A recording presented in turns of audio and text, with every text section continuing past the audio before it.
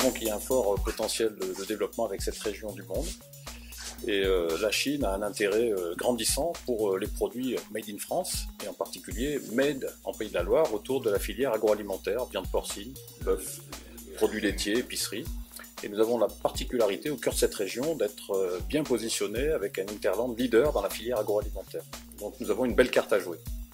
Et le fait d'avoir installé depuis maintenant 4 ans une représentation commerciale dans la région du Shandong à Qingdao nous permet de basculer des flux qui auparavant empruntaient d'autres modes, donc notamment d'autres ports français par exemple.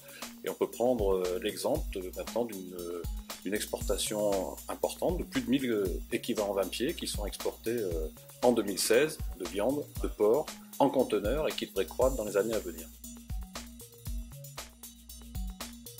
Alors le groupe ADG, c'est le premier contact qui remonte à août 2013.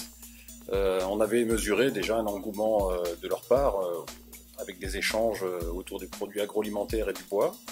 Et depuis, chaque année, nous rencontrons quasiment 2 fois par an pour nourrir cette relation et qu'elle se concrétise à travers différents leviers. Donc tisser des liens entre nos sociétés est quelque chose d'important. Ça demande de la patience et de la persévérance et nous avons ces 2 qualités-là au moins. Donc lorsque nous avions rencontré dès le départ, on avait peu d'échanges qui existaient entre ce groupe et la France.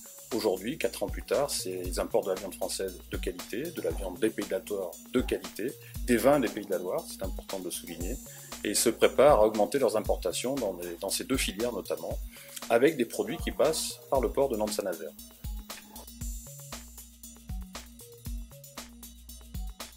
Alors d'abord, l'important, c'est de découvrir le territoire, c'est toucher du doigt qui est important, les futurs produits qu'ils pourraient importer, les faire découvrir comment ils sont fabriqués, comment ils sont conçus, et qu'ils puissent mesurer par eux-mêmes notre savoir-faire local, donc visualiser les offres de services, les solutions logistiques, rencontrer les producteurs, rencontrer les faiseurs de notre territoire, les entreprises qui développent leurs propres produits.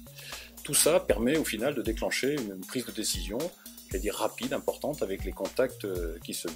Donc cet accueil qui est maintenant régulier nous permet de tisser des liens de confiance qui grandissent au fil du temps et qui deviennent à la fois des partenaires et finalement des acteurs de notre territoire.